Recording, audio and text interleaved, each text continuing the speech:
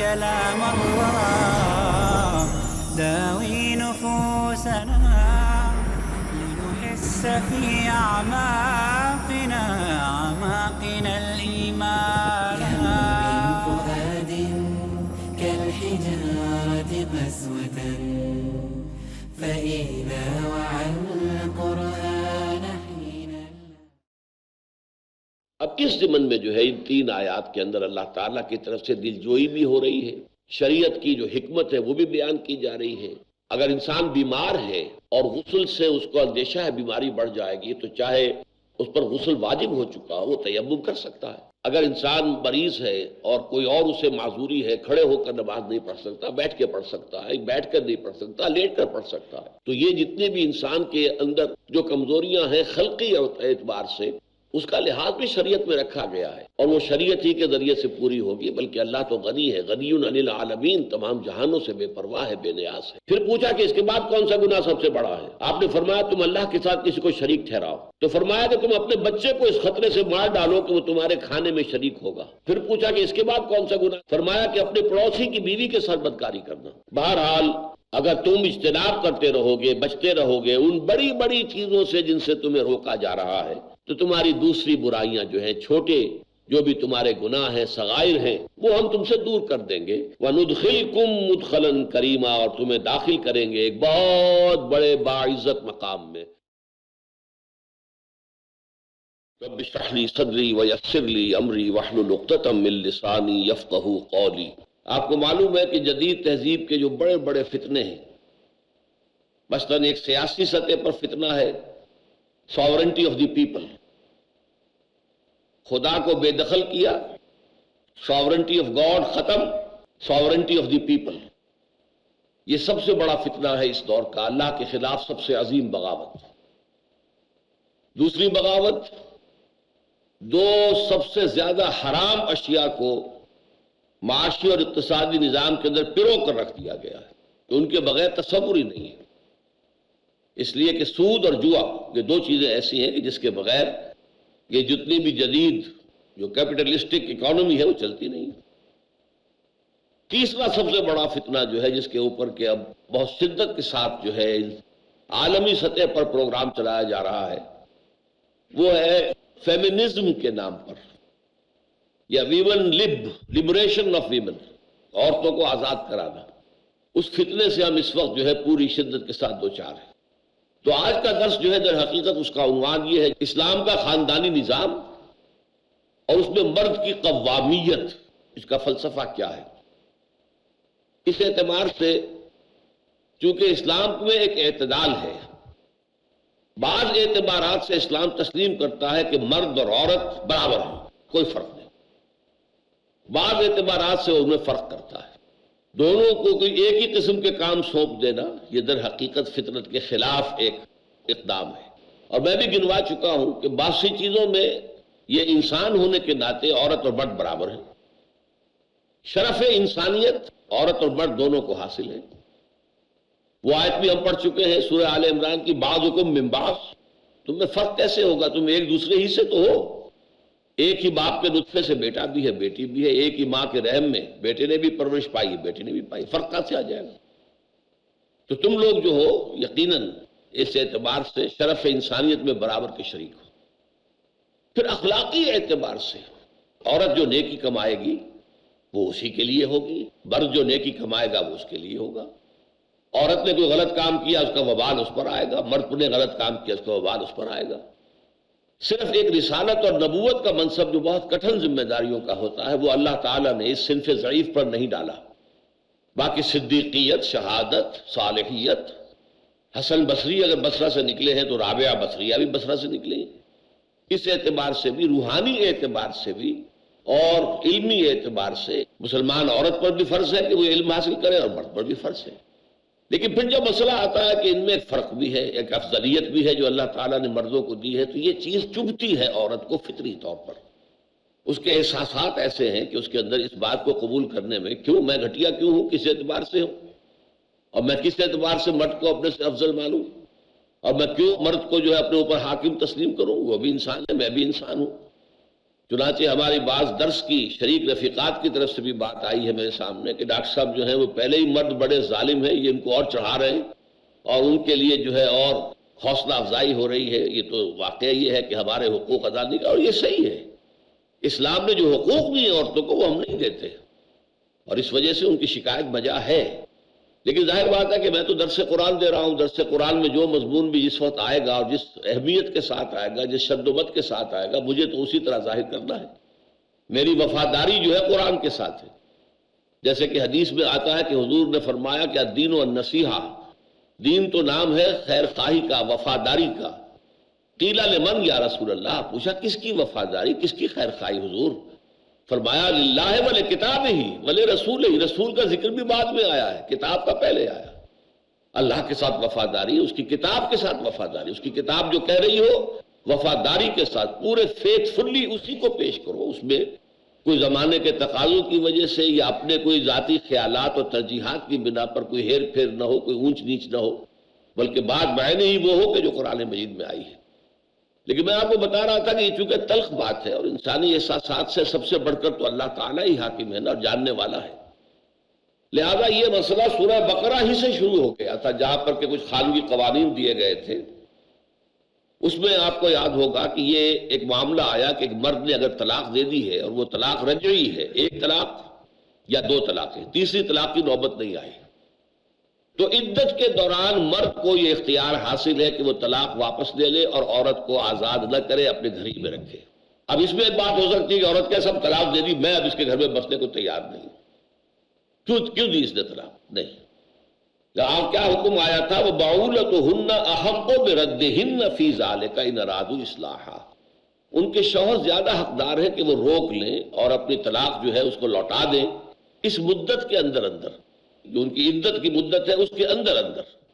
اور یہ بھی واضح ہے اگر وہ اصلاح چاہیں، یہ نہیں ہے کہ انہیں ستانے کے لیے اور تنگ کرنے کے لیے کہ اگر یہ میرے گھر سے نکل گئی تو پھر میں کیا اور ستاؤں گا، کیسے ستاؤں گا۔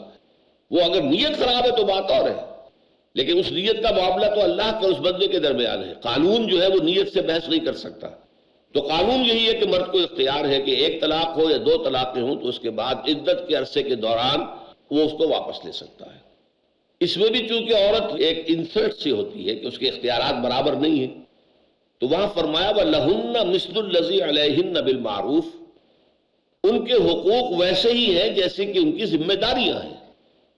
عورت کی ذمہ داری کیا ہے؟ یہ ایک اپنی جگہ پر علیحدہ مسئلہ ہے۔ مرد کی ذمہ داری کیا ہے؟ یہ اس کا اصلہ مسئلہ ہے۔ یہ مضمون بعد میں آج کے درس میں کھلے گا، یہاں ابھی ذرا یوں سمجھیے کہ ڈھکے چھپے انداز میں بات کہی جا رہی ہے کہ مرد کی ذمہ داریاں اور ہیں، اس کے اعتبار سے اس کے اختیارات بھی اور ہوں گے۔ آپ کو معلوم ہے کہ رسپانسبلٹیز کے ساتھ ہی پاورز اور اتھارٹی اگر نہ ہو تو رسپانسبلٹی ادا نہیں ہو سکتی۔ تو لہن، ان کے حق میں بھی ویسے ہی ہے معاملات، مثل الذی علیہن، جیسے کہ ان کی ذمہ داریاں ہیں۔ لام حق کے لیے آتا ہے اور اعلیٰ ذمہ داری اور مسئولیت کے لیے آتا ہے۔ اور پھر ذرا میں ایک لفظ استعمال کر رہا ہوں، بڑے دھیمے انداز میں اللہ تعالیٰ نے ایک بات اور بھی کہہ دی، وَلِلرِّجَالِ عَلَيْهِنَّ دَرَجَةٌ، ہاں مردوں کو عورتوں پر ایک درجہ حاصل ہے، فضیلت حاصل ہے۔ دیکھ کس قدر نرم الفاظ استعمال کیے۔ پہلے تو الفاظ وہ استعمال کیے جس میں دونوں ترجمے ممکن ہیں، یہ ترجمہ بھی کیا گیا ہے کہ ان کے بھی مردوں پر ویسے ہی حقوق ہیں جیسے حقوق مردوں کے ان پر ہیں، لیکن میں اس ترجمے کو صحیح نہیں سمجھتا۔ لام اور علا کا جو استعمال عربی زبان کا شخص جانتا ہے، القرآن حجت لک او علیک، قرآن یا تمہارے حق میں حجت ہے یا تمہارے خلاف یہ استغاثہ لے کر آئے گا۔ تو علیہن اور لہن، ان کے حقوق ہیں ویسے ہی جیسے کہ ان کی ذمہ داریاں ہیں، لیکن چونکہ ترجمے کا امکان ہے دوسرا بھی، لہذا میں کہہ رہا ہوں کہ یہ شوگر کوٹڈ الفاظ ہیں، لیکن تھوڑی سی شوگر ایک جگہ سے اتار دی گئی۔ وَلِلرِّجَالِ عَلَيْهِنَّ دَرَجَةٌ، اور مردوں کو ان پر ایک درجہ فوقیت کا حاصل ہے۔ وَاللَّهُ عَزِيزٌ حَكِيمٌ، اور اللہ زبردست ہے، حکمت والا ہے۔ وہ زبردست ہے تو جو چاہے حکم دے، جو چاہے جس کا حق معین کر دے، جو چاہے کسی کی ذمہ داری معین کر دے، جس کی چاہے فرائض کی ذمہ داری جو چاہے بنا دے، لیکن یہ کہ اس کا یہ سارا اختیار جو ہے وہ اس کی حکمت کے ساتھ ہے۔ عزیز الحکیم، وہ بہت حکمت والا ہے۔ تو جیسے کہ آپ نے دیکھا کہ دین کے اور معاملات شریعت کے ایسے ہوئے ہیں کہ بلو پرنٹ شریعت کا سورہ بقرہ میں آیا، یسألونک عن الخمر والمیسر قل فیہما اسم کبیر و منافع للناس واسمہما اکبر من نفع. بات چھوڑ دی، ابھی حرام ورام کی بات نہیں کی، بس صرف ایک بات کہہ دی کہ سورہ نساء میں ہم پڑھیں گے کہ لا تقربوا الصلاۃ وانتم سکارا. دیکھو جب نشے کی حالت میں ہو تو نماز کے قریب نہ جاؤ. اس سے بہت سے لوگوں کو اندازہ ہو گیا کہ اس کی تو حرمت آ کر رہے گی تو ابھی چھوڑ دو، چھوڑ دی انہوں نے. لیکن بہت سے لوگ جن کے منہ سے نہیں چھٹتی تھی، وہ کافر لگی ہوئی، وہ پیتے رہے. پھر آخری حکم سورہ مائدہ میں آ گیا فاجتنبوہ، بعد آ جاؤ. فہل انتم منتہون، اب بعد آتے ہو کہ نہیں؟ تو یہ تدریجاً ہوا ہے. اسی طرح یہ فلسفہ جو ہے مساوات مرد و زن کی جو آج دنیا میں جس کا شورا ہو رہا ہے، اس کی نفی اور تردید بھی جو ہوئی ہے، اور مرد کی قوامیت کے مسئلے کو جو واضح کیا گیا، تو پہلے تو ہم نے دیکھ لیا کہ سورہ بقرہ میں اس کا یہ بیج تو وہاں ڈال دیا گیا. وَلَهُنَّ مِثْلُ الَّذِي عَلَيْهِنَّ بِالْمَعْرُوفِ وَلِلرِّجَالِ عَلَيْهِنَّ دَرَجَةٌ وَاللَّهُ عَزِيزٌ حَكِيمٌ. اب یہاں آئیے دیکھیے اس کے لیے اثر نو ایک تمہید باندھی جا رہی ہے سورہ نساء میں. وَلَا تَتَمَنَّوْا مَا فَضَّلَ اللَّهُ بِهِ بَعْضَكُمْ عَلَى بَعْضٍ. تمنا نہ کیا کرو اس چیز کی جس کے ذریعے سے اللہ نے تم میں سے بعض کو بعض پر فضیلت دے دی. یہ خلقی قسم کی فضیلتیں ہیں، وہ بھی کسی کو سرخ و سفید پیدا کر دیا، کسی کو سیاہ فام پیدا کر دیا. اب اس میں آدمی کوڑتا رہے یہ کیا ہو گیا، کیوں ہو گیا، مجھے حبشی کیوں بنا دیا اور اس کو جو ہے وہ سرخ رو کیوں بنا دیا، تو کیا فائدہ اس کا؟ یہ اللہ تعالیٰ کی طرف سے خلقت ہے، اس کو تو take it as it is, it's from your lord, اللہ کی طرف سے ہے، اس میں کسی کا کوئی دخل نہیں ہے. کسی کو خوبصورت بنا دیا، کسی کو بدصورت بنا دیا. کوئی پیدا ہی ہوا پیدائشی طور پہ اندھا ہو گیا، کسی کو بہت ذہانت دے دی، کسی کو نہیں دی اس نے، کسی کو جسمانی صحت عمدہ دے دی، کسی کو نہیں دی. تو یہ اللہ تعالیٰ کی طرف سے، کسی کو مرد بنایا کسی کو عورت بنایا، یہ بھی ایک معاملہ اللہ کی طرف سے ہے. اب اس پر یہ ہے کہ عورت جو ہے اسی میں جلتی رہے کہ مجھے مرد کیوں نہیں بنایا گیا، تو ظاہر بات ہے کہ یہ بات غلط ہو جائے گی. اللہ تعالیٰ نے عورت بنایا ہے، عورت کے حقوق ہیں، عورت کے فرائض ہیں، اپنے حقوق پر اتفاق کرو، فرائض ادا کرو. اس اعتبار سے جو چیز کہ اللہ نے کسی کو دی ہے تم میں سے، جو اس کی فضیلت کا باعث بن جاتی ہے دوسروں پر، لیکن وہ اکتسابی شے نہ ہو. اکتسابی شے میں ہم تمنا کر سکتے ہیں، ٹھیک ہے اللہ نے اسے خوبصورت بنا دیا ہے، میں خوبصورت بن جاؤں، میرے اندر کردار اچھا ہو جائے، میری یہ خوبصورتی جو ہے کمپنسیٹ کر دے گی بدصورتی کو. میں علم حاصل کروں، میں تقوی میں آگے بڑھ جاؤں، فاستبقوا الخیرات، نیکیوں میں آگے بڑھو، وہ معاملہ دوسرا ہے. لیکن یہ کہ جو بھی خلقی اعتبار سے جو گیون چیزیں ہیں انسان کو، جو پیدائشی طور پر اسے ملتی ہیں، جس کا دینے والا اللہ ہے، اس کو اللہ تعالیٰ کی دین سمجھ کر پورے اطمینان کے ساتھ، انشراح کے ساتھ قبول کیا جائے. کیونکہ یہ بیماری جب زیادہ آگے بڑھتی ہے تو پھر حسد کا رنگ اختیار کرتی ہے. حسد کیا ہے کہ اس کی یہ خوبصورتی بھی ختم ہو جائے. اگر میں خوبصورت نہیں بن سکتا تو کوئی ایسی مصیبت آئے اس کے اوپر، اس کو کوئی چیچک نکل آئے، کچھ اور ہو جائے، اس کے سارے چہرے کی جو ہے آبرو ماری جائے، یا یہ کہ اس کو جو ہے کوئی اور ایسا حادثہ پیش آ جائے کہ اس سے اس کا جو خوبی ہے وہ نکل جائے. یہ بہت بڑا کبیرہ گناہ ہے. اقرأ أخيا ورتل القرآن اقرأ أخيا ورتل القرآن. للرجال نصیب مما اکتسبوا وللنساء نصیب مما اکتسبوا. مردوں کے لیے حصہ ہے اس میں سے جو انہوں نے کمائی کی، اور عورتوں کے لیے حصہ ہے اس میں سے جو انہوں نے کمائی کی. اب یہاں پر بھی ذو معنی الفاظ آ گئے ہیں. اگرچہ قرآن مجید کا اگر ہم تفحص کرتے ہیں اور دیکھتے ہیں کہ یہ قسم کا لفظ کس معنی میں قرآن میں آتا ہے بالعموم، تو اس سے مراد ہے نیکی اور بدی. نیک عمل کمانا یا بدی کما لینا، یہ اپنے لیے جو بھی ہم توشہ آخرت تیار کر رہے ہیں وہ اچھا ہے یا برا ہے، وہ قسم ہے. لیکن یہی لفظ دنیا میں معاش کی جد و جہد کے لیے بھی استعمال ہوتا ہے، تو قسم کا لفظ اس معنی میں بھی آ جاتا ہے. تو ہماری جو جدید مفسرات ہیں، دانشورات خواتین جو ہیں، اور جو بھی مغرب زدہ جو دانشور ہیں، وہ اس سے مراد لیتے ہیں کہ عورت کو بھی کمائی کرنے کا حق حاصل ہے. مردوں کے لیے ہے وہ کمائی کہ جو انہوں نے کی، اگر کوئی وہ محنت کر رہے ہیں، تنخواہ لے کر آتے ہیں، وہ ان کا ہاتھ ہے، ان کے ہاتھ میں اختیار ہے. عورت کام کر رہی ہے، وہ تنخواہ لے کر آتی ہے، یا عورت نے کہیں کوئی بزنس میں حصہ ڈالا ہوا، اس کی کمائی آ رہی ہے، تو وہ اس کے اختیار میں ہوگا، اس پر مرد کو کوئی اختیار نہیں ہوگا. تو اگرچہ میں اس کو بھی تسلیم کرتا ہوں قانوناً کہ یہ بات صحیح ہے شرعی اعتبار سے عورت پر کوئی پابندی نہیں ہے، وہ کوئی کام کر سکتی ہے. یعنی یہ کہ معاش کے لیے، پیسہ کمانے کے لیے سب سے سادی شکل کیا ہے؟ کسی کو اس کے وراثت میں باپ کی طرف سے، ماں کی طرف سے کچھ روپیہ مل گیا ہے، 5-10 لاکھ روپے. اب یہ اس کی ملکیت ہے، اس کے شوہر کے باپ کی ملکیت نہیں ہے. وہ اسے مضاربت پر لگا دے تو جو بھی نفع حاصل ہوگا وہ اس کا ہوگا، اس کا اختیار ہوگا. شوہر کو اس پر کوئی اختیار نہیں ہوگا، بلکہ وہ چاہے گی تو اپنے شوہر کے گھر پر اسے استعمال. گھر شوہر کا ہے، اس کا نہیں ہے. اولاد شوہر کی ہے، اس کی نہیں ہے. اولاد کی کفالت اور اس کی اپنی کفالت بھی شوہر کے ذمہ ہے. وہ چاہے گی تو خرچ کرے گی، نہیں چاہے گی تو اپنے پاس رکھے گی، اور اسی پہ ذمہ ہوگا اس کی زکوٰۃ دینا. شوہر کے ذمہ نہیں ہے کہ وہ زکوٰۃ دے.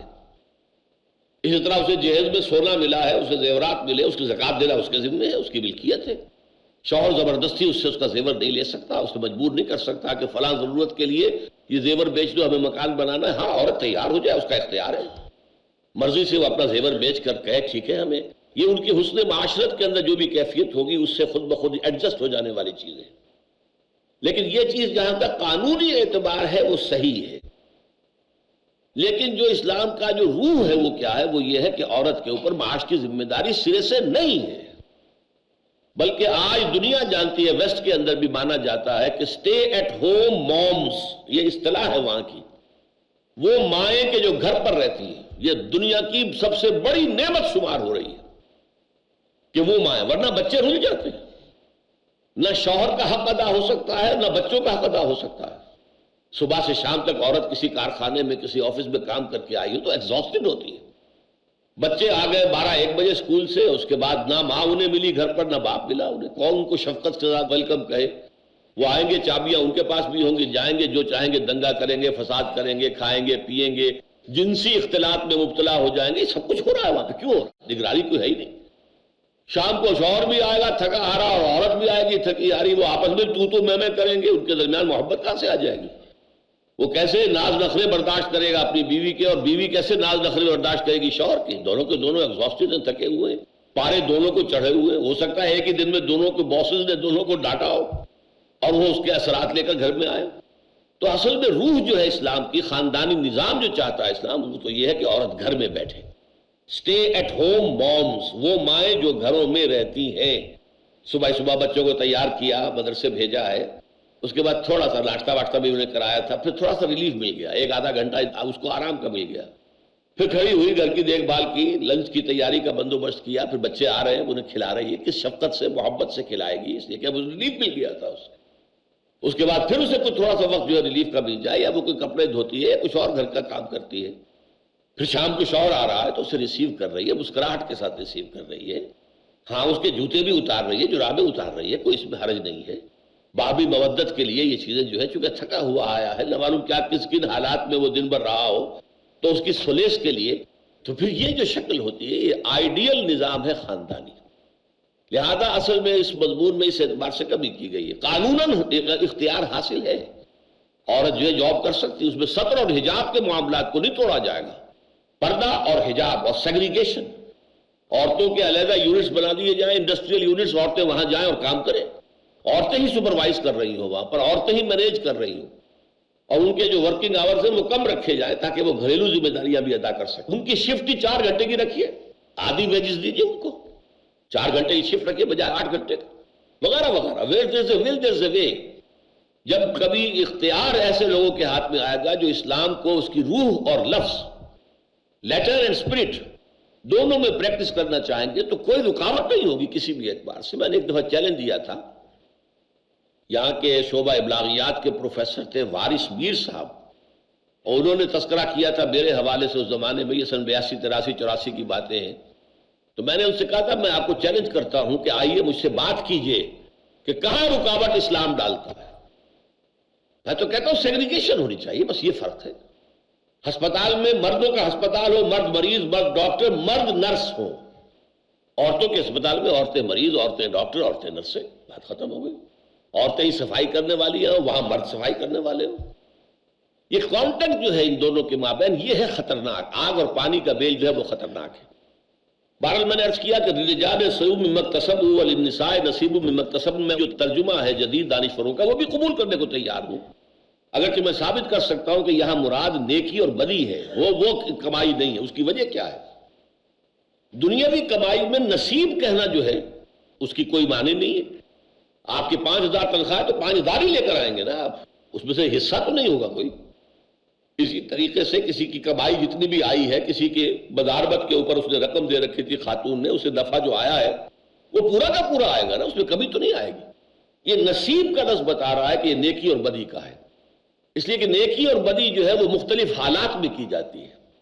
کسی وقت نیکی کا درجہ بہت بڑا ہو جاتا ہے جبکہ ناموافق حالات میں کی جائے، اس کا اجر و ثواب بہت ملے گا۔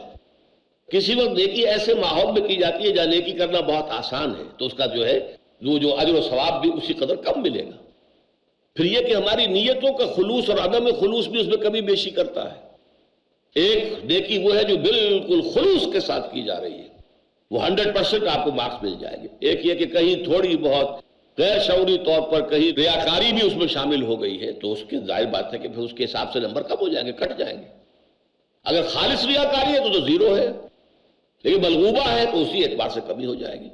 لہذا فرمایا للرجال نصیب مما اکتسبوا، جو کمائیں گے نیکی یا بدی اس میں سے حصہ ملے گا۔ وللنساء نصیب مما اکتسبن، اور عورتوں کو حصہ ملے گا اس میں سے جو انہوں نے کمایا۔ واسألوا اللہ من فضلہ، یہ بڑا پیارا جملہ آ گیا۔ تم اللہ سے اس کے فضل کی درخواست کرو۔ تمہیں عورت بنا دیا، نیک بن جاؤ، صالح عورت بن جاؤ۔ میں آپ کو حدیثیں سناؤں گا کہ حضور نے فرمایا خیر الناس امرأۃ، یہ پوری حدیث بعد میں بتاؤں، تمام انسانوں سے بہتر فلاں عورت ہے۔ وہ عورت کے بعد میں اوصاف میں بیان کروں گا جو حضور نے اوصاف گنائے، اس میں مرد اور عورتیں دونوں آ گئی۔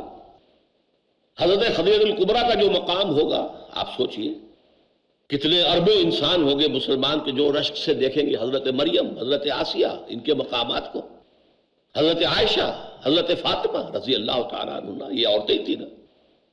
اس لیے اعتبار سے یہ ہے کہ وَاسْأَلُوا اللَّهَ مِن فَضْلِهِ، اللہ سے اس کا فضل تلاش کرو۔ فضل جو ہے ہر اعتبار سے ہو سکتا ہے، آپ کے اندر نیکی زیادہ ہو، روحانیت زیادہ ہو، تقوی زیادہ ہو، علم زیادہ ہو، یہ فضیلتیں ہیں۔ اصل فضیلتیں یہ اکتسابی فضیلتیں ہیں۔ تم اللہ سے ان فضیلتوں کی تمنا کرو، آرزو کرو۔ خلقی چیزوں کو چھوڑ دو اللہ کے اوپر، جو اس نے مناسب سمجھا تمہارے لیے وہ دیا، جیسا مناسب چاہا۔ وہ فی ای صورت ما شاء رکبک، جس شکل میں بھی چاہا تمہاری ایک تصویر بنا دی اور تمہارے اعضاء اور جوارح کو بنا دیا، تمہارا ایک نقشہ کھینچ دیا، یہ اس کا اختیار ہے۔ فی ای صورت ما شاء رکبک، ترکیب تمہیں جوڑ دیا آپس میں۔ ناک جو ہے مڈی دی ہے یا کھڑی دی ہے، آنکھیں بڑی دی ہے کہ چھوٹی دی ہے، ہو سکتا ہے آنکھیں بڑی کر دی ہو، ناک چھوٹی کر دی ہو، یہ سب کچھ ہو سکتا ہے۔ لیکن یہ کہ فی ای صورت ما شاء رکبک، جس چاہا، جس شکل کے اندر چاہا تمہیں جوڑ کر تمہارے اعضاء کو تمہاری شکل بنا دی۔ تو واسألوا اللہ من فضلہ، اللہ سے اس کا فضل تلاش کرو۔ ہو سکتا ہے کہ ایک میدان میں تم پیچھے ہو، دوسرے میدان میں تم آگے نکل جاؤ۔ وہ خوبصورت انسان کو یاد رکھنے والے کتنے لوگ رہ جائیں گے بعد میں، جبکہ خوبصورت انسان کو یاد رکھنے والے بے شمار ہوں گے۔ جن سے کوئی خیر پھیلا ہے ان کے لیے کلمہ خیر کہنے والے لاکھوں کروڑوں ہوں گے، اور جن سے چاہے وہ کتنے ہی خوبصورت اور دولت مند رہے ہوں، کوئی خیر نہیں پھیلا، ان کو کوئی بھی نہیں جانے گا، 2-3 نسلوں کے بعد ان کا نام بھی ختم ہو جائے گا۔ ان اللہ کان بکل شیء علیما، یقیناً اللہ تعالیٰ ہر چیز پر عالم ہے، ہر چیز کا علم رکھتا ہے، اور اس نے جس کو جو کچھ دیا ہے اپنے علم کامل کی بنیاد پر دیا۔ اس میں یہ بات بھی ہے کہ جس کو جو کچھ دیا اس کے حق میں وہی بہتر ہے۔ اگر کسی کو دولت زیادہ دے دی ہے تو اللہ تعالیٰ جانتا ہے کہ یہ شخص، اس کے اندر اتنا حوصلہ ہے کہ یہ دولت زیادہ رکھنے کے باوجود عیاش نہیں بنے گا، بدمعاش نہیں بنے گا، یہ جو ہے طرح طرح سے اپنے مال کو اڑائے گا نہیں، تو اس کے لیے دولت مندی مفید ہے۔ لیکن اگر یہ خیال ہوتا کہ یہ تو اپنے نفس پر قابو نہیں رکھ سکتا، دولت اگر دے دی اس کو تو یہ تو بدمعاش ہو جائے گا اور جو عیاشی کرے گا، تو اس کے لیے بہتر یہی ہے کہ اللہ اس کو دولت نہ دے۔ تو اس کے لیے دولت کا نہ دیا جانا رحمت ہے اللہ تعالیٰ کی طرف سے، جبکہ پہلے کے لیے دولت کا دیا جانا رحمت ہے۔ جیسے کہ آپ نے دیکھا سورہ کہف کے اندر ایک بچے کو حضرت خضر نے قتل کر دیا، کہ ہمیں معلوم ہے کہ یہ بچہ بڑا ہو جاتا تو والدین کے لیے سہان روح بن جاتا، لہذا آپ نے قتل کر دیا۔ آپ نے چاہا کہ اللہ تعالیٰ اس کی جگہ، اللہ تعالیٰ انہیں نیک صالح بچہ دے جو ان کے بڑھاپے کا سہارا بنے، آنکھوں کی ٹھنڈک بنے۔ تو یہ ہمیں تو معلوم نہیں ہوتا نا، یہ غیب کے پردے کے پیچھے ہے کہ جو پلاننگ ہوتی ہے اس کی ایگزیکیوشن ہوتی ہے، فرشتے جو ہیں اس کی ایگزیکیوشن کر رہے ہیں، اللہ کے ہاں اس کا فیصلہ ہو رہا ہے، پلاننگ ہو رہی ہے، اور ہم تو جیسا کہا گیا واللہ یعلم وانتم لا تعلمون، اللہ جانتا ہے تم کام انسانیت کے نام۔ اقرأ أخيا ورتل القرآن وَلِكُلٍّ جَعَلْنَا مَوَالِيَ مِمَّا تَرَكَ الْوَالِدَانِ وَالْأَقْرَبُونَ۔ اب دیکھیے یہی ایک اصول آ گیا کہ اس صورت میں چونکہ میراث کا قانون بیان ہوا بہت اختصار کے ساتھ دوسرے رکوع میں، اور یہ بھی چونکہ بہت ہی اہم ایشو ہے انسانی معاشرت کا، میراث اور وراثت کا معاملہ، لہذا آخری مرتبے میں آج پھر بات لائی جا رہی ہے، اور وہ یہ ہے کہ وَلِكُلٍّ جَعَلْنَا مَوَالِيَ، ہم نے ہر ایک کے حق مقرر کر دیے ہیں ان چیزوں میں سے مما ترک الوالدان والاقربون، جو کہ چھوڑ دے گئے ہوں ان کے والدین یا اور رشتہ دار، ذوی الفرائض ہیں، ذوی الارحام ہیں، جو بھی ہیں جن کے حصے مقرر ہو چکے ہیں، رحمی رشتوں والے ہیں، پورا قانون جو ہے اس کا اللہ تعالیٰ نے بیان کر دیا ہے، تو میراث جو ہے اسی کے مطابق تقسیم ہوگی۔ والذین عقدت ایمانکم، اب یہ نیا مسئلہ تھا کہ جس کو یہاں پہ چھڑا گیا ہے، وہ لوگ جن کے ساتھ کہ تمہارا کوئی حلیفی کا رشتہ ہو جاتا ہے، مثلا سب سے بڑا حلیفی کا رشتہ کیا تھا؟ مواخات۔ حضور جب مدینہ تشریف لائے، ایک مہاجر ایک انصاری بھائی انصاری بھائیوں نے اپنے مکان تقسیم کر دیے، اپنی دکانیں تقسیم کر دی، درمیان میں دیوار کھڑی کر دی، آدھی تمہاری آدھی میری، یہاں تک کہ ایک صاحب نے، ان کی 2 بیویاں تھیں، مہاجر بھائی کو لا کر کھڑا کر دیا کہ میری یہ 2 بیویاں، تمہارا چوائس پہلا ہے، تم پسند کر لو تاکہ میں اس کو طلاق دے دوں، تم اس سے شادی کر لو۔ پردے کے احکام اس وقت تک آئے تھے ہی نہیں، پردہ تھا ہی نہیں عرب کے اندر، وہ تو بعد میں آئے ہیں، وہ تو کہیں جا کر سن 5 میں 6 میں آئے ہیں، سورہ نور میں آئے ہیں اور سورہ احزاب میں آئے، اس وقت تک پردہ تھا ہی نہیں، اس حد تک مواخات تھی۔ تو اسی لیے وراثت کے ضمن میں بھی جو ابتدائی بات آئی تھی وہ سورہ بقرہ میں آئی تھی، وصیت کیے بغیر مقبرہ کرو، وصیت کیا کرو، اس لیے کہ ابھی قانون وراثت تھا نہیں۔ اسی وقت یہ حکم بھی دیا گیا تھا کہ جن کے ساتھ تمہارے کوئی حلیفانہ تعلقات ہیں انہیں بھی چھٹے حصے کی حد تک، یہ قرآن میں تو نہیں ہے، احادیث سے معلوم ہوتا ہے کہ انہیں چھٹے حصے کی حد تک جو ہے 1/6 وراثت میں سے دے دیا جائے گا، لیکن یہاں اب آ کر اس کو بالکل ختم کیا جا رہا ہے۔ وَأُولُو الْأَرْحَامِ بَعْضُهُمْ أَوْلَىٰ بِبَعْضٍ فِي کتاب اللہ، یہ آیت اس سے پہلے نازل ہو چکی ہے کہ جہاں تک کہ وراثت کا تعلق ہے اولو الارحام کے مابین ہے، یہ جو بھی رشتے ہیں، منہ بولا بھائی ہے، تمہارا کسی کے ساتھ بڑا معاہدہ ہے، حلیفانہ معاہدہ ہے، تو اس کی 2 شکلیں ہیں، یا تو اپنی زندگی میں جو کچھ ہبہ کرنا چاہو، ہدیہ کرنا چاہو کر سکتے ہو، تمہارے اوپر کوئی پابندی نہیں، جب تک زندہ ہو اپنے مال میں سے جو چاہو ہبہ کرو، جو چاہو ہدیہ کر دو، لیکن مرنے کے بعد تمہارا حق صرف ہے تہائی کے اندر، تہائی کی وصیت کر سکتے ہو کہ میرے فلاں منہ بولا بھائی تھا، اس کے لیے یہ تہائی حصہ میں دے رہا ہوں، میں لکھ رہا ہوں، یہ وصیت ہو سکتی ہے۔ لیکن اگر ایسی کوئی وصیت نہیں ہے تو پھر اب وراثت میں ان کا کوئی حصہ نہیں ہوگا، وراثت تو انہی میں تقسیم ہوگی جو اولو الارحام ہیں، ذوی الفرائض ہیں، جو ان کا جن کو قرآن مجید نے ذکر کر دیا ہے۔ والذین عقدت ایمانکم فآتوہم نصیبہم ان اللہ کان علی کل شیء شہیدا، یقیناً اللہ تعالی ہر چیز پر شہید ہے، گواہ ہے۔ اب آئی ہے وہ سخت ترین جو کڑوی گولی ہے، الرجال قوامون علی النساء، مرد عورتوں پر حاکم ہے۔ قوام کے لفظ کو سمجھ لیجئے، قامہ یقوم، کھڑا ہونا، قوام پوری طاقت سے کھڑا ہونے والا، تو الرجال قوامون علی النساء، یہ ہے وہ فرق کہ خاندانی نظام کے اندر جب ایک مرد اور ایک عورت آپس میں ایک شوہر اور بیوی کی حیثیت سے معاہدہ کرتے ہیں، یہاں اب آ کر ان کی مساوات ختم ہو گئی، اب بیوی تابع ہے شوہر کے، اسے شوہر کا حکم ماننا ہے، ہاں معصیت کا حکم دے گا تو نہیں مانیں گی، اللہ تعالیٰ کے حکم کی خلاف ورزی کر رہا ہے نہیں مانیں گی۔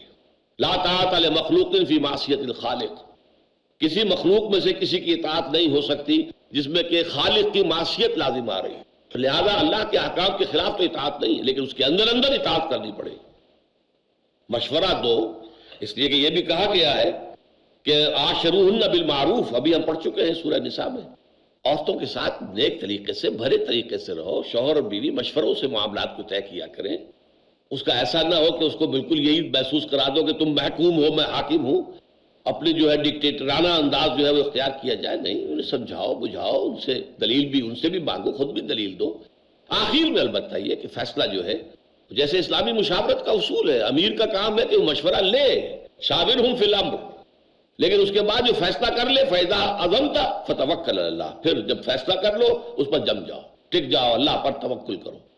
اسی طریقے سے پھر جب مرد فیصلہ کرتا ہے تو عورت کا کام ہے کہ اس کی اطاعت کرے، اتباع کرے۔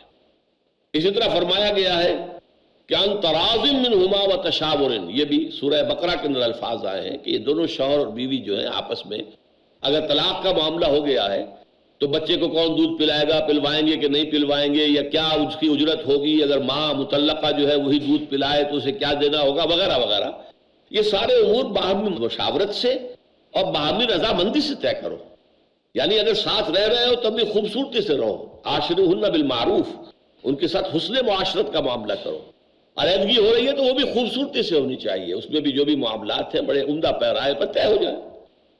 تو فرمایا الرجال قوامون علی النساء، مرد جو ہے عورتوں پر حاکم ہے، بما فضل اللہ بعضهم علی بعض وبما انفقوا من اموالهم۔ اب یہاں بات کو سمجھانے کے لیے، دل نشین بنانے کے لیے، پیلیٹیبل بنانے کے لیے دلیلیں بھی دی جا رہی ہیں۔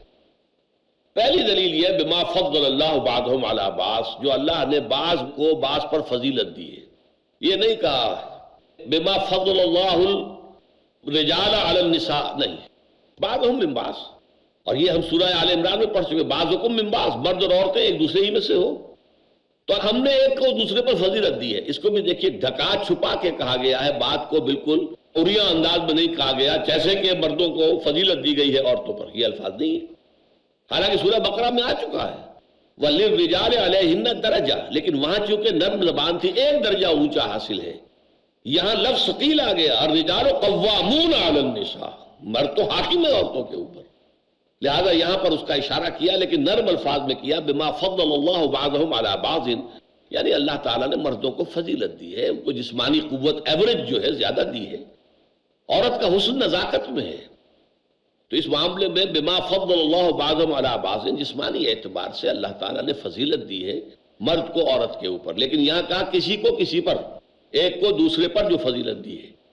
اگلے حصے میں بات کو بالکل واضح کر دیا بما انفقوا من اموالہم، اور بسبب اس کے کہ وہ اپنے مال خرچ کرتے ہیں۔ اب دیکھیے شادی میں نے بارہا کہا ہے کہ دونوں کی ضرورت ہے، مرد کی بھی عورت کی بھی۔ عورت بھی بغیر شادی کے مطلب یہ کہ نامکمل ہے، اس سے آگے اولاد تو نہیں ہو سکتی، اور اس طرح مرد بھی بغیر شادی کے نامکمل ہے، اس کی آگے نسل نہیں چل سکتی۔ لیکن ان دونوں میں سے ایک کو طالب بنایا، ایک کو مطلوب بنایا۔ مہر کون دیتا ہے؟ مرد دیتا ہے، عورت تو نہیں دیتی، عورت تو مہر وصول کرتی ہے۔ تو گویا کہ شادی کے بندھن ہی میں پہلے دن سے مرد کی یہ فوقیت ہو گئی کہ مرد نے مال خرچ کیا ہے، مہر دیا ہے۔ پھر یہ کہ اسلام کے نظام خاندان میں جو معاشی ذمہ داریاں ہیں اور جو بھی سارا ان کا اقتصادی معاملہ ہے، اس کی ساری ذمہ داریاں مرد پر ڈالی گئی۔ عورت کی کفالت، اس میں اس کا اطعام یعنی کھلانا، رزق بھی شامل ہے، کسوہ یعنی لباس شامل ہے، سکنا یعنی رہائش کی جگہ فراہم کرنا یہ شامل ہے۔ یہ تینوں چیزیں جو ہے عورت کا حق ہے اپنے شوہر کے اوپر، وہ شوہر انہیں یہ تینوں چیزیں فراہم کرے گا۔ جیسا کہ میں عرض کر چکا ہوں، عورت کی اگر کوئی علیحدہ پراپرٹی ہے، اگر باپ سے اسے کوئی 5 مربع زمین ملے ہوئے ہیں، اس مربع کی آمدنی اس کی ہوگی، جس طرح چاہے خرچ کرے، نیکیوں میں اللہ کے راستے میں جو چاہے کرے، اس میں سے عشر بھی اسی کو دینا ہوگا، یا کوئی اور ٹیکسز ہیں اس کو دینے ہوں گے، اور اگر اس کے پاس مال یعنی زیورات کی شکل میں ہے تو اس کا زکوٰۃ اسے خود دینی ہوگی، وغیرہ وغیرہ۔ تو الرجال قوامون علی النساء بما فضل اللہ بعضهم علی بعض وبما انفقوا من اموالهم، اور جیسا کہ وہ خرچ کرتے ہیں اپنے اموال میں سے۔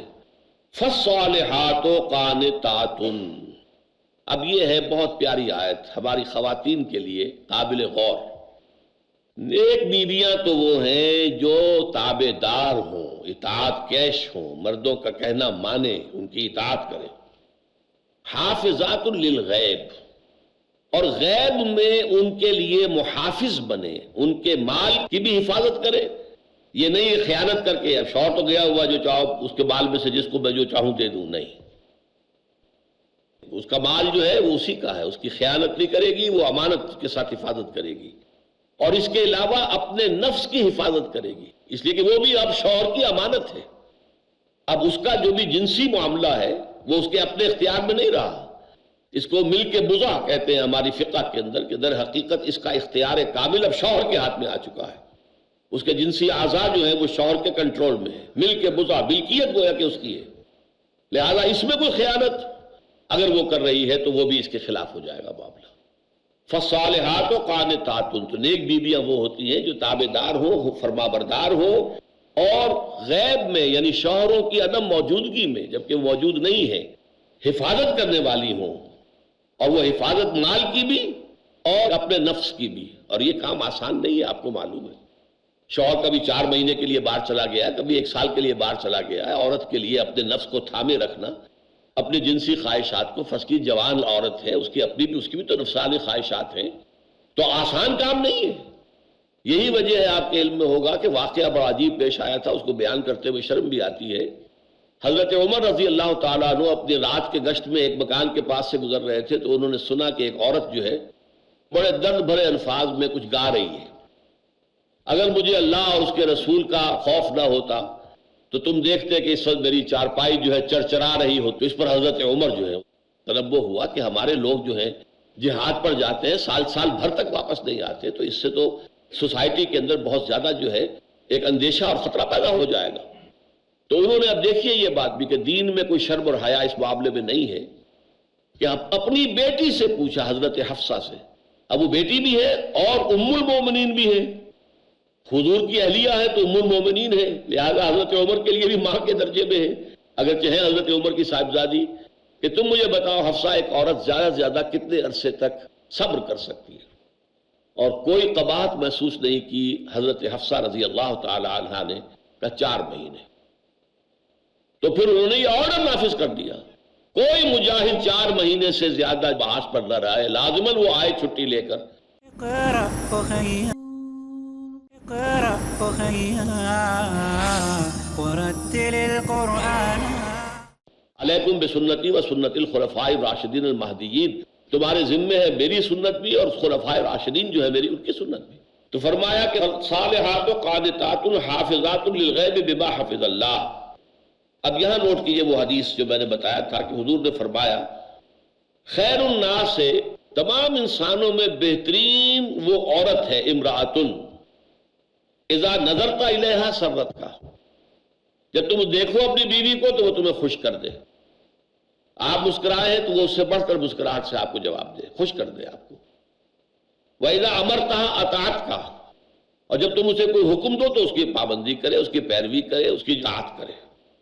وَإِذَا غِبْتَ عَنْهَا، اور جب تم غائب ہو جاؤ، وہاں نہ موجود رہو، گھر پر نہ ہو، حَفَظَتْكَ فِي مَالِهَا وَنَفْسِهَا، تو پھر وہ مال اور اپنے نفس کے معاملے میں حفاظت کرے۔ یہ اوصاف جس میں ہے وہ دنیا کی انسانوں میں بہترین انسان، یہاں خیر الناس کہا ہے، یہ عورت نہیں کہا، خیر الناس، تمام انسانوں میں بہترین عورت وہ ہے اذا نظرت الیہا سرت کا، جب تم اسے دیکھو تمہیں خوش کر دے، وَإِذَا أَمَرْتَهَا اطاعت کا، جب تم حکم دو تو تمہاری اطاعت کرے، وَإِذَا غِبْتَ عَنْهَا، اور جب تم ان سے غائب ہو جاؤ، وہاں موجود نہ رہو، حفظت کا فی مالہا و نفسہا، اپنے مال اور نفس کے معاملے میں حفاظت کرے۔ اور چونکہ یہ چیز آسان نہیں ہے لہذا آگے الفاظ استعمال کر دیے بما حفظ اللہ، یہ اللہ کی توفیق سے ہوگی یہ حفاظت، بغیر توفیق خدابندی کے ممکن نہیں۔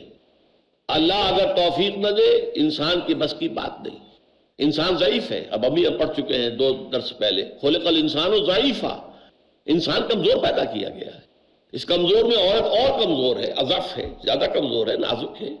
اس پہلو سے یہ کہ ان تمام نزاکتوں کو سامنے رکھنا اور ان تمام کمزوریوں کو اور انسانی سرشت کے اندر جو خلا ہے ان کو اگر ملحوظ نہ رکھا جائے نظام معاشرت میں، خاندانی نظام میں، تو اس سے جو ہے فساد پھیلتا ہے۔ بما حفظ اللہ، لیکن یہ بھی نہ سمجھو تم صرف اپنی طاقت کے بل پر یہ کر لو گی، اس کے لیے اللہ تعالیٰ کی توفیق مانگو۔ بما حفظ اللہ، اللہ تعالیٰ تمہیں اس کی توفیق دے کہ تم اس پر قائم رہ سکو۔ واللاتی تخافون نشوزہن، اور وہ عورتیں کہ جن کے بارے میں تمہیں اندیشہ ہو جائے ان کی سرکشی کا۔ سرکشی جو ہے، اب چونکہ معاملہ آیا تھا الرجال قوامون علی النساء، عورت ضدن ہے، نہیں مانتی، میں تو نہیں مانتی، میں نہیں کرنے کو تیار، یہ کام یہ روش اختیار ہو جائے۔ واللاتی تخافون نشوزہن، اور جن کے بارے میں تمہیں اندیشہ ہو جائے کہ وہ سرکشی کر رہی ہیں، بات نہیں مانتی ہیں، اڑیل ہو گئی ہیں، ضدن ہو گئی ہیں، فعظوہن، تو پہلا کام تو یہ کرو کہ سمجھاؤ، واعظ و نصیحت کے ساتھ، کہ دیکھو شریعت کے معاملے کو سمجھو، اس کی روح کو سمجھو، اور الرجال قوامون علی النساء، تمہیں میری فرما برداری کرنی چاہیے، تم دلیل دو، تم اپیل کرو، جس طرح بھی ہو اپنی بات منوا لو، وہ بات اور ہے، لیکن اگر میں نہیں مانتا تو میری بات ہی چلے گی، گھر کا نظام یوں ہی ہے، یہ ادارہ جو ہے اس کا سربراہ میں ہوں، الرجال قوامون علی النساء، پہلا کام تو یہ ہے۔ اس پر بھی اگر کسی کی کل سیدھی نہیں ہوتی تو واہجروہن فی المضاجع، تو انہیں پھر بستروں میں علیحدہ کر دو، یعنی ان کے ساتھ جو ہے ہم بستری نہ رہے، ان کے ساتھ شب باشی جو ہے ساتھ نہ ہو، علیحدہ علیحدہ ہو، اگرچہ اس کی صراحت کر دی گئی حدیث میں کہ مکان ایک ہی ہونا چاہیے، مکان علیحدہ نہیں، ایک ہی مکان میں۔ اس مکان سے مراد یہ بھی ہو سکتا ہے کہ ایک ہی کمرے میں اس کی چارپائی بستر علیحدہ، تمہاری چارپائی تمہارا بستر علیحدہ، یا یہ کہ ایک مکان ہے تو اس کے اندر ایک کمرے کے اندر وہ ہے تو دوسرے کمرے میں شوہر ہے، لیکن یہ گھر سے نکالنے کی اجازت نہیں ہے، اس لیے کہ اس میں تو پھر بہتری کے بجائے خرابی کا زیادہ اندیشہ ہوگا۔ یہ قرب اگر رہے گا کہ ابھی صرف یہ کہ بسترے میں ایک میں نہیں ہے بلکہ ذرا فصل ہو گیا ہے، اتنا ہی ہوا ہے، تو اس سے یہ کہ کوشش ہو سکتی ہے کہ اس فصل کو دور کر لیا جائے۔ تیسری بات جو سب سے کڑوی گولی ہے، سب سے کڑوی، سب سے کڑوی، وَاضْرِبُوهُنَّ، اگر اس پر بھی نہ مانے تو پھر انہیں مار بھی سکتے ہو، مارو انہیں، اگرچہ حضور نے فرمایا ہے کہ تم میں سے جو بہتر لوگ ہیں وہ کبھی نہیں ماریں گے، اجازت ہے، وَاضْرِبُوهُنَّ۔ اس تھپڑ کا جوابی تھپڑ جو ہے وہ عورت رسید نہیں کرے گی، اس لیے کہ آیت اتر آئی ہے اللہ تعالیٰ کی طرف سے ایک اجازت دی گئی ہے، بدرجہ آخر تنگ آمد بجنگ آمد، اگر وہ عورت کسی طرح سیدھی نہیں ہو رہی ہے، اس کی کل جو ہے ٹیڑھی کی ٹیڑھی ہے، اس کی ضد اور اس کے ہٹ دھرمی اور یہ جو عدم تعاون، ترک موالات کا معاملہ چل رہا ہے، گھر کی زندگی جو ہے وہ گویا کہ اب جہنم کا نمونہ بن گئی ہے، تو ایک آخری درجے میں مارا بھی جا سکتا ہے، لیکن اس مار میں دو قیدیں ہیں جو حضور نے لگائی ہیں، چہرے پر تھپڑ نہیں مارا جائے گا، اور نمبر دو یہ ہے کہ باقی جسم پر بھی ایسی مار نہ ہو کہ جس کے نشان رہ جائیں یا جس سے کوئی ہڈی ٹوٹ جائے، بس یہ ایک علامتی مار جو ہے اس طرح کا مسئلہ ہے، اس کے اندر اس سے زیادہ تجاوز کرنے کی اجازت نہیں ہے، لیکن یہ مارنے کی اجازت ہے۔ فَإِنْ أَطَعْنَكُمْ، اب اگر وہ ان تین میں سے کسی بھی سٹیج پر آ کر تمہاری اطاعت قبول کر لیں، اپنے رویے کو درست کر لیں، اپنی طرز عمل کو صحیح کر لیں، فَلَا تَبْغُوا عَلَيْهِنَّ سَبِيلًا، تو اب خام خواہ ان کے اوپر ظلم کرنے کے لیے، زیادتی کرنے کے لیے، ستانے کے لیے جو ہے بہانے مت تراشو، یعنی پچھلی جو دل کے اندر جو گرد جمع ہو گئی تھی، دل میں جو بغض جمع ہو گیا تھا، ان کے سابقہ طرز، یہ اب اس کا اثر نہیں ہونا چاہیے تمہارے طرز عمل میں، انہوں نے اپنی روش بدل لی، تم ان سے 10 ہاتھ آگے بڑھ کر اپنی روش کو بدلو۔ ان اللہ کان علیٰ کبیرہ، یقیناً اللہ تعالیٰ بہت بلند ہے اور بہت بڑا ہے، اللہ کے احکام کو ہلکا نہ سمجھو، چھوٹا نہ سمجھو، اللہ تعالیٰ کے ہر حکم کے اندر حکمت ہے، مصلحت ہے، لہذا عورتوں کو بھی اس کو ٹھنڈے دل کے ساتھ برداشت کرنا چاہیے، اس لیے کہ انہیں بھی معلوم ہے کہ بچوں کی گوشمالی کبھی کرنی پڑتی ہے، بچوں کو کبھی مارنا بھی پڑتا ہے، تو جس طریقے سے کہ عورت کو کہا گیا ہے وہ ذمہ دار ہے، وہ بچوں کے لیے اور اپنے شوہر کے گھر پر ذمہ دار ہے، مسئولیت ہے، تو بچوں کو مار سکتی ہے تعدیباً، اسی طرح شوہر جو ہے وہ اس کے اوپر حاکم ہے، الرجال قوامون علی النساء، لہذا ضرورت اگر انتہائی درجے کی ہو تو اس کو بھی اجازت دی گئی ہے، لیکن یہ نہیں کہ انتقاماً ہو اور غصے میں لال ببو کے ہو کر ہو، بلکہ یہ کہ یہ ٹھنڈے دل کے ساتھ سوچی سمجھتے کیلکولیٹڈ قسم کا معاملہ کہ اس کے اندر اب اس کے سوا چارہ کار نہیں ہے تو وہ اختیار کیا جائے۔ وَإِنْ خِفْتُمْ شِقَاقَ بَيْنِهِمَا، اب اس سلسلے کا آخری حکم ہے، اگر تمہیں اندیشہ ہو جائے کہ ان کے درمیان تو زدہ پیدا ہو گئی ہے، نہ مرد ہٹنے کو تیار نہ عورت ہٹنے کو تیار، اب ان کے درمیان حسن معاشرت کا معاملہ ممکن نہیں رہا، تو کیا کرو؟ فَبْعَثُوا حَكَمًا مِّنْ أَهْلِهِ وَحَكَمًا مِّنْ أَهْلِهَا، تو مقرر کر لو ایک حکم اس مرد کے خاندان میں سے اور دوسرا حکم بیوی کے خاندان میں سے۔ اب حکم کا لفظ خود بتا رہا ہے، ان میں صلاحیت ہونی چاہیے فیصلہ کرنے کی، اصابت رائے ہونی چاہیے، اور دونوں کا کوئی جھگڑا نہیں ہونا چاہیے، ان دونوں میں فریقوں میں سے کسی کے ساتھ کوئی گرج نہ ہو، تو حکم جو ہے 2 مقرر کر لو، ایک مرد کے خاندان سے، ایک عورت کے خاندان سے۔ ان یریدا اصلاحا، اگر وہ دونوں چاہیں گے کہ اصلاح ہو جائے، یوفق اللہ بینہما، تو اللہ تعالیٰ ان دونوں کے مابین توفیق پیدا کر دے گا، مزاجوں کے اندر جو ہے جمعیت پیدا کر دے گا، موافقت پیدا کر دے گا۔ اس میں ذرا پھیر ہے، یہ جو ضمائر ہیں، ان یریدا اصلاحا، اگر وہ دونوں حکم چاہتے ہوں گے کہ اصلاح ہی ہو جائے، خلوص کے ساتھ چاہیں گے دونوں کے دونوں، تو یوفق اللہ بینہما، تو اللہ تعالیٰ ان دونوں کی رائے میں موافقت پیدا کر دے گا۔ یہ نہیں ہے کہ وہ حکم وہ اپنی بات پر اڑا رہے شوہر کی طرف سے، اور یہ حکم اڑا رہے اپنی جو عورت ہے اس کی بیوی اس کی طرف سے، نہیں یہی موقف صحیح ہے، نہیں یہی تو جھگڑا وہیں کا وہیں رہا، وہ تو معاملہ پھر طے نہیں ہوا۔ نہیں، بلکہ اللہ تعالیٰ اگر وہ دونوں دل سے اس بات کے خواہش مند ہوں گے کہ ان میں مصالحت ہو جائے، کوئی حکم ایک فیصلہ ہو جائے، راضی نامہ ہو جائے، تو اللہ تعالیٰ ان دونوں کے اندر آپس میں، ان حکمین کے اندر موافقت پیدا کر دے گا۔ ایک دوسری رائے یہ ہے کہ اگر وہ دونوں حکم جو ہیں وہ واقعتاً اصلاح کے طالب ہوں گے تو اللہ شوہر اور بیوی کے درمیان موافقت پیدا کر دے گا، اس لیے کہ ضمائر ہیں، ضمائر میں تو جانے کا امکان ہے، وہ سارے ہمیں کھنگالنے پڑیں گے۔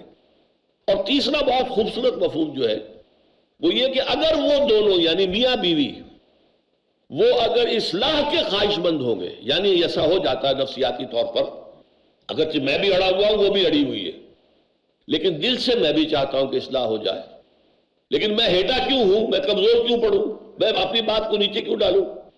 اسی طرح وہ بیوی یہ کہہ رہی ہو کہ جب ہو تو جانی چاہیے، وصالت ہی ہو جانی چاہیے، گھر کو اجاڑنا تو نہیں ہے، لیکن میں کیوں، میں اس سے کوئی کمتر تھوڑا ہی ہوں، وہ جھکے۔ یہ زدم زدہ جو ہے، حالانکہ دونوں کے دل میں خواہش موجود ہے کہ ملاپ ہو، ٹھیک ہو جائے معاملہ، لیکن بسا اوقات بات آرگیومنٹ میں، دلیل میں، مناظرے میں اتنی آگے بڑھ جاتی ہے کہ آپس میں مصالحت نہیں ہو سکتی۔ تو درمیان میں اگر وہ دو آدمی آ جائیں گے تو ان کے ذریعے سے مصالحت آسان ہو جائے گی۔ اگر شوہر اور بیوی کے اندر مصالحت کا ارادہ ہوگا تو اللہ تعالیٰ ان کے درمیان موافقت پیدا کر دے گا۔ اب اس موضوع کی آخری بات وہ ہے جو اس سے پہلے ہم پڑھ چکے ہیں، لیکن آج پھر میں، یہ جو تھا یہ تھا عورتوں کا نشوز مردوں کے خلاف، لیکن ایک شکل وہ تھی جو ہم پڑھ چکے ہیں، وَإِنِ امْرَأَةٌ خَافَتْ مِنْ بَعْلِهَا نُشُوزًا، اگر کسی عورت کو یہ اندیشہ ہو جائے کہ شوہر جو ہے وہ زیادتی کرنے پر تلا ہوا ہے، مجھے پریشان کرنے پر تلا ہوا ہے، وہ مجھ پر زیادتی کرنے کا فیصلہ کیے بیٹھا ہے، تو ان کے لیے بھی فیصلہ کیا گیا۔ یہ میں پڑھ چکا ہوں، اس لیے میں صرف اشارہ کر رہا ہوں کہ یہ جو آیات ہیں 128 سے لے کر اور 130 تک اسی سورہ مبارکہ کی استدراک کی حیثیت سے آئی ہیں، اس میں یہ بات آ گئی ہے کہ اگر ان یتفرقا یغنی اللہ کلا من سعتہ، پھر اگر نئی بات چلتی، گاڑی نہیں چلتی، تو علیحدگی ہو سکتی ہے، سیپریشن ہو سکتی ہے، طلاق کی شکل میں ہو جائے، خلا کی شکل میں ہو جائے، اور اللہ تعالیٰ دونوں فریقوں کو غنی کر دے گا اپنی وسعت سے، اپنے اندر جو اللہ تعالیٰ کے اختیارات ہیں اپنے فضل سے، اس عورت کو بھی کوئی بہتر شوہر عطا فرما دے گا، اس مرد کو بھی کوئی بہتر عورت عطا کر دے گا، بیوی عطا کر دے گا۔ تو یہ اس سلسلے کی چونکہ آخری بات تھی، اگرچہ ہم اسے پہلے پڑھ چکے ہیں، میں نے اس کا صرف اعادہ کرنا مناسب سمجھا۔ بارک اللہ لی ولکم فی القرآن العظیم ونفعنی وإیاکم بالآیات والذکر الحکیم۔ اقرأ أخيا ورتل القرآن اصدح بصوتك اسمع الأكوان